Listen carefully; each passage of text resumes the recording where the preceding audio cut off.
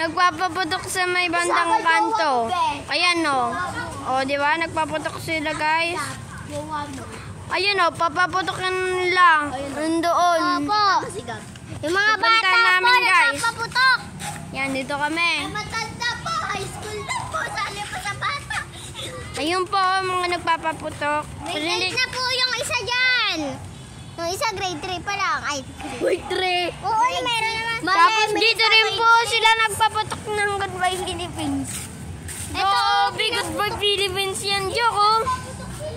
Ayan o, yun o, Goodbye Philippines. Ayan po. Ay, tsaka yan po. Putukan po nila yung Oo. malapit dito po sa tindahan to. Pati po doon. Ayan po. Dito po.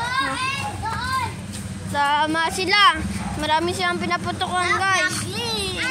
Tsaka bandan doon.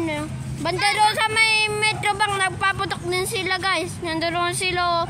Umalis na sila, nagpunta na sila ng TS Cruz. Pwede pa-share ninyo ito sa police para mapaano rin sila. Ang pangalan, Andre, at saka Gab, at saka yung Gab na maliit, at saka yung Gab na nakatari sa may malaki. Tama, crush ni Mikay. Oo. Crush ko. Yun. Pero kasama yung crush ni Sangsang, tsaka kasama rin crush ni Mikay. Dalawa. Silang, yung mga crush nila, nagpapaputok doon, ngayon lagot sila.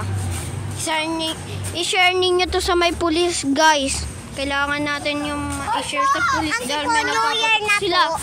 Wala pa, mamaya pa dapat magpapaputok pero nagpaputok sila malapit sa may tindahan, guys. At saka sa may kanto po sila nagpaputok. Ngayon na po sila nagpaputok. Oo, wala pa naman New Year, mamaya pa.